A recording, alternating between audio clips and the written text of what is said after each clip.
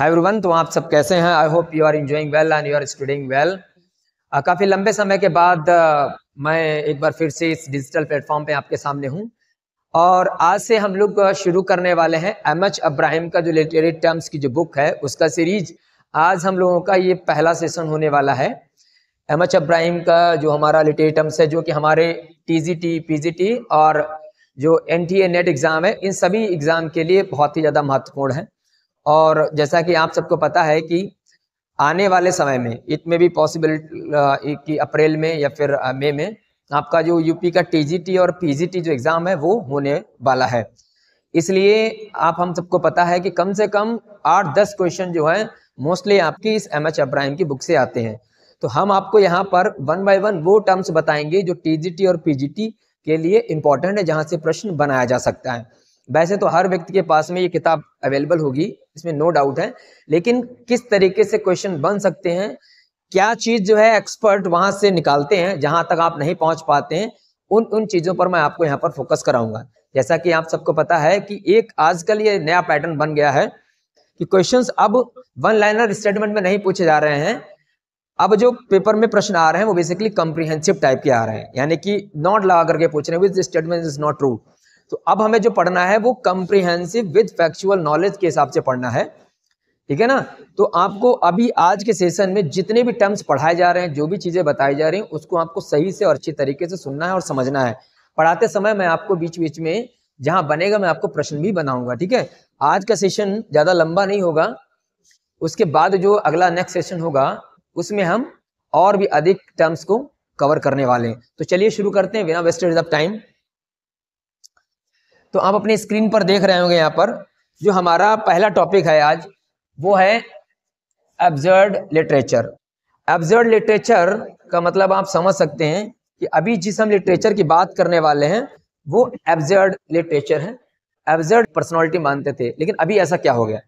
अभी world war second जैसे आता है, लोगों की लाइफ जो होती है बेसिकली एक पूरी तरीके से मीनिंगलेस हो जाती है, ठीक है ना।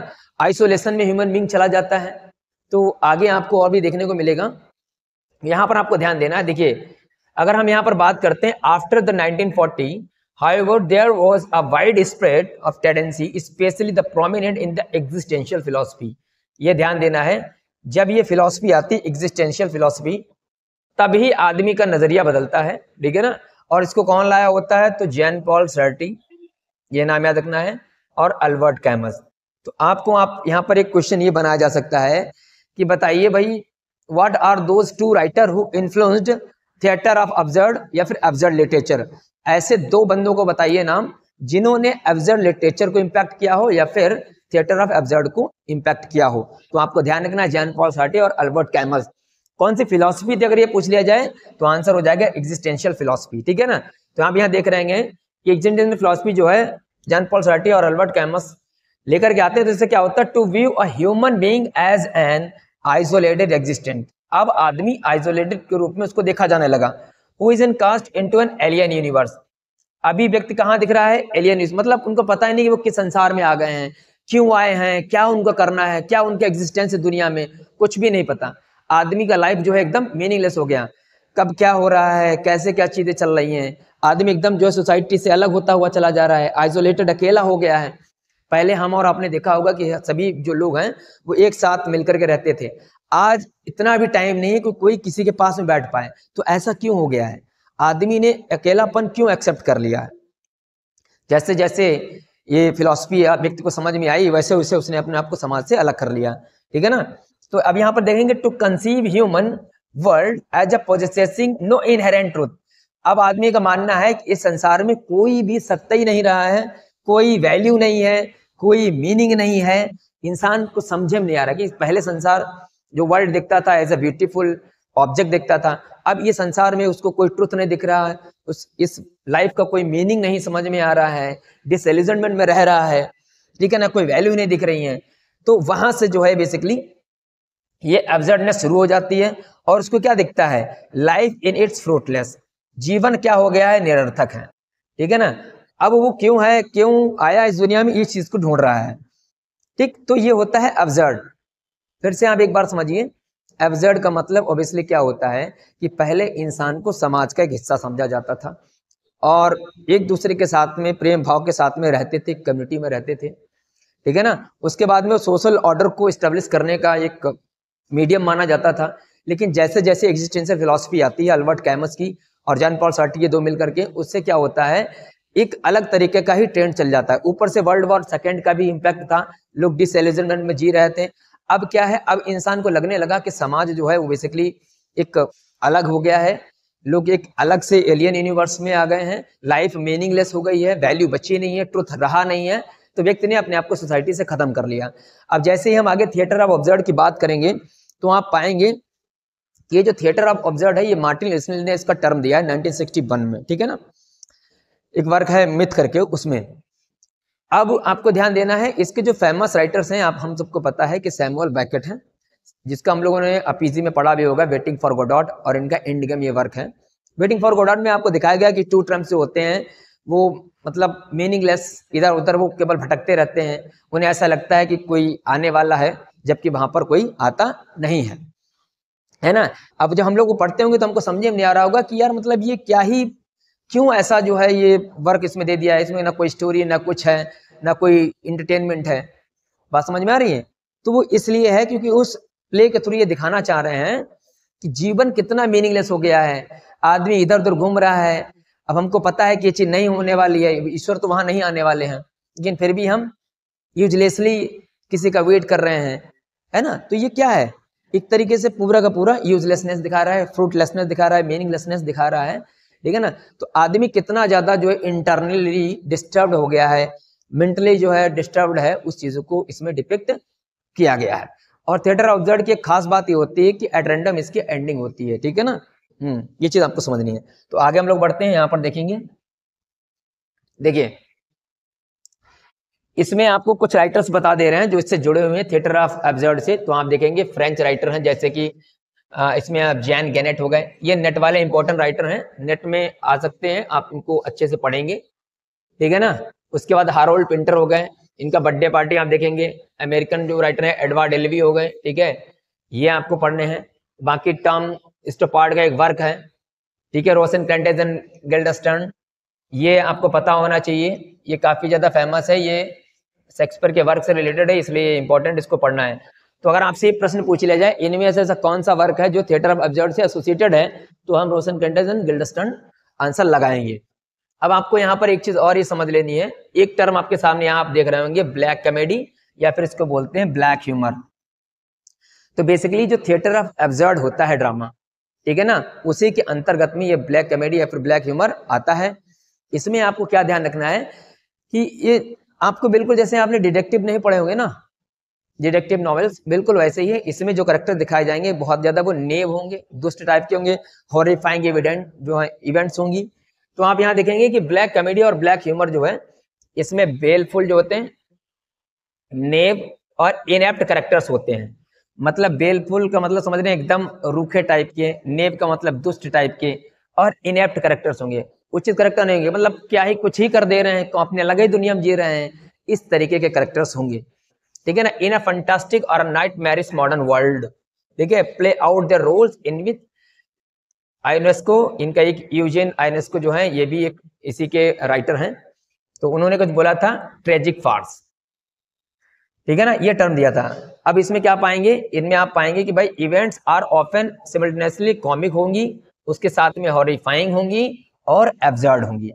तो अगर ये प्रश्न बना दिया जाए, एक आपको डेफिनेशन दे दी जाए और आपसे पूछा जाए कि किस प्रकार की कॉमेडी है, तो आपको वहां पर दिया गया होगा कि भाई ऐसा कौन सा जैनर है लिटरेचर का जिसमें जो इवेंट्स होती है कॉमिक भी होंगी और हॉरिफाइंग भी होंगी और एब्सर्ड भी होंगी। तो आपको वहां पर ऑप्शन देना है ब्लैक कॉमेडी या फिर ब्लैक ह्यूमर, ठीक है ना। अब आपसे ये पूछ लिया इनमें से कौन सा एब्सर्ड राइटर नहीं है, तो आपको ध्यान देना है एडवर्ड एल्वी हैं, हारोल्ड पिंटर हैं, सैमुअल बेकेट हैं, जेन गैनेट हैं, ठीक है, और थॉमस पिंचन, ये इनका वर्क है, वही ये भी है।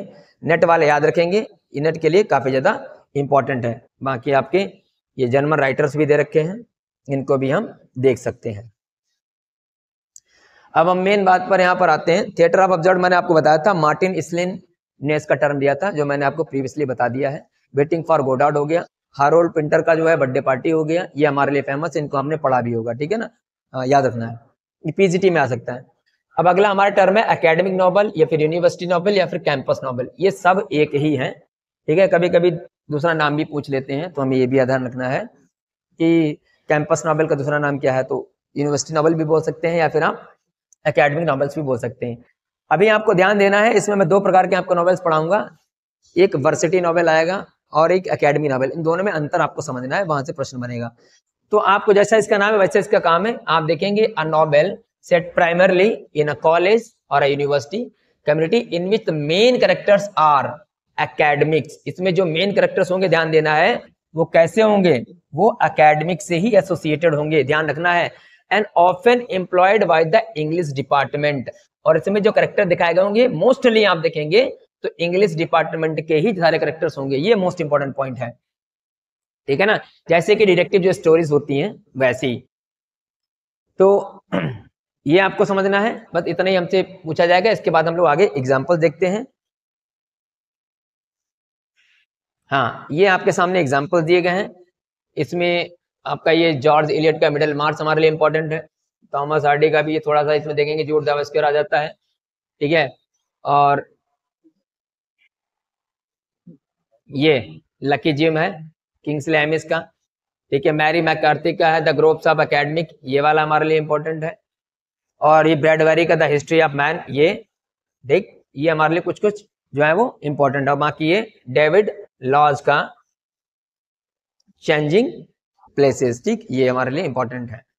अब यहाँ पर आपको ध्यान देना है वर्सिटी नॉवेल, ये मोस्ट इंपॉर्टेंट है। ये क्या होता है, ये बेसिकली एक ब्रिटिश जैनर है, generally set at a Oxford और a Cambridge in which the primary characters are undergraduates rather than faculty. का ध्यान रखना, एकेडमिक नॉवेल्स में मोस्टली जो भी आप कैरेक्टर देखेंगे वो फैकल्टी होंगे, जबकि वर्सिटी नॉवेल में फैकल्टी नहीं, अंडर ग्रेजुएट्स होंगे। तो इतना आपको ध्यान देना है। अगर आपसे इस तरीके से प्रश्न बना दिया जाए कि in which the primary characters are undergraduate rather than the faculty and those novel which are set in Oxford और कैम्ब्रिज यूनिवर्सिटी, तो आपके सामने ऑप्शन दिया गया होगा कैंपस नॉवेल और वर्सिटी नॉवेल्स, ठीक है, हिस्टोरिकल नॉवेल्स, इस तरह के चार ऑप्शन बना देंगे। तो वहां पर हमें क्या टिक करना है, वहां पर हमें वर्सिटी नॉवेल्स लगाना है। क्यों? क्योंकि यहाँ पर जो प्राइमरी कैरेक्टर्स होंगे वो बेसिकली अंडर ग्रेजुएट्स होंगे, ठीक है ना, जबकि कैंपस नॉवेल में फैकल्टी होती है and that are employed by the English department. ये ध्यान देना है, ठीक है ना। अब अगला एक टर्म आता है, यहाँ आप देखेंगे एडजंक्ट नॉवेल, ये वाला भी इंपॉर्टेंट है, अभी तक पूछा नहीं गया है तो संभावना है कि ये पूछा जा सकता है। जैसे कि वर्सिटी नॉवेल मैंने भी आपको बताया, वर्सिटी नॉवेल ये भी हमसे इस बार के एग्जाम में पूछा जा सकता है। ये बेसिकली जो है पीजीटी वाले ध्यान दें, टीजीटी में हो सकता है ना है, लेकिन पीजीटी में आ सकता है। वैसे ही एडजंक्ट नॉवेल है, इसमें क्या है, in which the primary characters are marginalized, most important है, अंडरपेड और अनटेंचर्ड फैकल्टी। तो इसमें आपको ध्यान क्या देना है कि जो एडजंक्ट नॉवेल होंगे उसमें कैरेक्टर्स आपके मार्जिनलाइज सोसाइटी से होंगे, यानी कि डिप्रेस्ड क्लासेस से होंगे, लोअर क्लासेस से होंगे, ये ध्यान रखना है। इसमें जो भी कैरेक्टर्स होंगे वो अंडरपेड होंगे, अंडरपेड का मतलब उनको ज्यादा सैंक्चुअस सैलरी नहीं दी जा रही होगी, ठीक है। अनटेंचर्ड फैकल्टी का मतलब है, मतलब ज्यादा भी उनसे उस तरीके का वर्क जो है नहीं करवाया जा रहा होगा, ठीक। तो ये होंगे whose position exposes them to uncertainty, जिनकी जो है अब इनकी ऐसी पोजीशन है जिससे क्या होता है भाई, वो अनसर्टेनिटी में पहुंच जाते हैं, उनको डिप्राइवेशन एंड एंजाइटी होती है rather than protecting them from it, ठीक है। तो आपको क्या करना है, अगर ये प्रश्न ये बना दिया जाए कि भाई dot dot dot in which the primary characters are marginalized underpaid and untenured faculty, तो उसे नॉवेल किस प्रकार का बोलेंगे, तो हम बोलेंगे एडजंक्ट नॉवेल। ये हमारे लिए हो गया मोस्ट इंपॉर्टेंट, ठीक, ये आपको ध्यान रखना है। अब ये एस्थेटिक आ गया, एस्थेटिसिज्म आप सभी जानते हैं बेसिकली। तो एस्थेटिज्म की बात करें तो ये बेसिकली एक एस्थेटिक मूवमेंट था, ठीक है ना, जो कि क्या होता है during the latter part of the 19th century में शुरू होता है, यानी कि during the part of latter 1890 something में, उधर में ये जो है अच्छी तरीके से आता है डिकेडेंट मूवमेंट वगैरह। बाकी 1961 से उधर से 1861 से इसकी शुरुआत मानी जाती है। तो अब आपको क्या ध्यान देना है, ये 19th सेंचुरी यहाँ मान लिया गया है, ठीक है, 19th सेंचुरी आपको लगा देना है। अगर पूछा जा रहा है कौन सी, तो लेटर पार्ट आपको ध्यान देना है, यहाँ पर है, ठीक है। इसमें क्या है, ये आपको अच्छे तरीके से समझना है। इसका एक बहुत ही बेहतरीन जो है स्लोगन है, आर्ट फॉर आर्ट सिक, जिसको आप देखेंगे फ्रेंच वर्ड में बोला गया है L art for L art, ठीक है, इसका मतलब होता है आर्ट फॉर आर्ट से। ये पेपर में पूछा जा चुका है, तो ये आपको ध्यान देना है, ठीक है। और इसको जो है बेसिकली कहाँ ये ओरिजिनेट हुआ था, तो फ्रेंच में हुआ था, ये हमारे लिए इंपॉर्टेंट है। तो aestheticism was started in the latter part of the 19th century and it was originated in France, ठीक है ना। And what is the slogan of aestheticism, तो बताएंगे एल आर्ट फॉर एल, इसका मतलब आर्ट फॉर आर्ट से। अभी ऐसा इसलिए है क्योंकि उस टाइम पर हम अगर बात करें तो विक्टोरियन एरा चल रहा था, उस टाइम पर मोरल अर्नेस्टनेस और रियलिज्म काफी ज्यादा कूट कूट के समाज में भरा था, तो लोगों ने वहां पर एक ट्रेंड बदलने की कोशिश की। तो इसमें जैसे आप देखेंगे वाल्टर पीटर हो गए, ऑस्कर वाइल्ड वगैरह हो गए, तो इन लोगों ने क्या किया, एक नया एक ट्रेंड ला दिया। अभी जो आर्ट यानी कि जो लिटरेचर लिखी जाएगी वो सिर्फ और सिर्फ केवल उसी के लिए लिखी जाएगी, बाकी किसी मोरालिटी के लिए, ठीक है ना, या फिर सजेस्टिव टाइप की, इंस्ट्रक्टिव टाइप की, ये सब कुछ उसमें नहीं मिलेगा, केवल एंजॉय के लिए लिया जाएगा, ठीक है ना। अब आपको यहाँ पर अगला ध्यान देना है, अगर इसकी हिस्टोरिकल रूट की बात करें तो aestheticism are in the view proposed by the German philosopher Immanuel Kant, ये ध्यान देना है। इमानुएल कांट का एक वर्क है द क्रिटिक ऑफ जजमेंट 1790 में आता है। तो आपको ध्यान ये देना जब ये प्रश्न बनाया जाए कि ये जो आप देख रहे हैं एस्थेटिसिज्म, इसको प्रपोज किसने किया था, प्रपोज्ड, तो आंसर वहां पर लगाएंगे इमानुएल कांट। ध्यान देते रहना अभी अच्छी तरीके से, ठीक है ना। अब उसके बाद में अभी आपको आगे समझ में आएगा। अब आप यहां पर देख रहे होंगे that the pure aesthetic experience consist of disinterestedness, interested contemplation of an object pleases for its own sake. तो इन्होंने भाई बताया था कि कुछ भी ऐसा लिखें जो खुद को जो है अच्छा लगे, बाकी उसमें मोरालिटी और इंस्ट्रक्शन वाली कोई बात ना हो। अब यहाँ ध्यान देंगे a self conscious movement, however French aestheticism is often said to be dated from Theophile Gautier. अब आपको ये ध्यान देना है, देखिए अगर आपसे ये पूछा जाए कि फ्रेंच एस्थेटिज्म की शुरुआत कहां से मानी जाती है, किसने की थी, तो वहां पर आपको ध्यान देना है थियोफाइल गॉटायर को, ठीक है ना। Aestheticism movement which was started in France and who was the propounder we can say, और हु लीड दैट मूवमेंट, तो आंसर हो जाएगा थियोफाइल गॉटायर। अगर प्रपोज किसने किया था तो हमारा आंसर हो जाएगा एक जर्मन फिलोसोफर हैं इमानुएल कांट, ठीक है ना। तो ये जर्मनी के हैं और ये फ्रांस के हैं, ये ध्यान रखना है आपको। Is that clear. और बाद में आप देखेंगे ना यहाँ पर aestheticism was developed by Voltaire, शुरुआत इन्होंने किया, इनके यहाँ शुरुआत होती, लेकिन डेवलप कौन किया है, जॉन वोल्टेयर है, याद रखना है। यानी कि यहाँ समझो, अगर पूछा जाए आपको कि इसकी रूट कहाँ से एस्थेटिसिज्म की, अगर आपको यहाँ पर जर्मन दिया गया है तो आप जर्मन लगाएंगे क्योंकि जर्मन फिलोसोफर थे Immanuel Kant, critique of judgement work लिखा। दूसरा अगर आपसे पूछा जा रहा है कि फ्रेंच में किसने शुरू किया, तो आपको थियोफाइल गॉटायर का नाम आपको लेना है। उसके बाद में अगर ये पूछा जा रहा है डेवलप किसने किया है, तो आपको आंसर लगाना है जॉन वोल्टेयर, ये समझ लेना अच्छी तरीके से, ठीक है ना। हाँ, अब आपको यहाँ पर ध्यान देना है, ये the view of French aestheticism were introduce into Victorian England. अब बात आ रही है इंग्लैंड की कि इंग्लैंड में ये जो फ्रेंच एस्थेटिज्म था ये कौन लेकर के आया, तो भैया जी आंसर हो जाएगा वाल्टर पीटर। द रेनेसेंस इनका एक वर्क है उसमें, ठीक है ना, इसमें द रेनेसेंस, ठीक, इसमें आपको ध्यान देना है, ठीक। तो अभी फिर समझना है, अगर इसके रूट की बात की जाए तो जर्मन फिलोसोफर इमानुएल कांट का क्रिटिक ऑफ जजमेंट है वहां से। उसके बाद में फ्रेंच में अगर पूछा जा रहा है कि किसने शुरुआत की, तो थियोफाइल गॉटायर।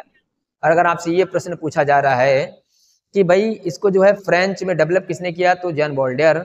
अगर आपसे ये प्रश्न पूछा जा रहा है कि इंग्लैंड में कौन लेकर के आया, तो हमारा आंसर हो जाएगा वाल्टर पीटर, ठीक है। और इसके और भी सपोर्टर थे, तो आप यहाँ पर देख लेंगे, जैसे कि भाई एल्गरनॉन, ठीक है, चार्ल्स स्विनबर्न हो गए, उसके बाद में आपके ऑस्कर वाइल्ड हो गए, ये सभी के सभी जो हैं आपके ये एस्थेटिक मूवमेंट से एसोसिएटेड हैं।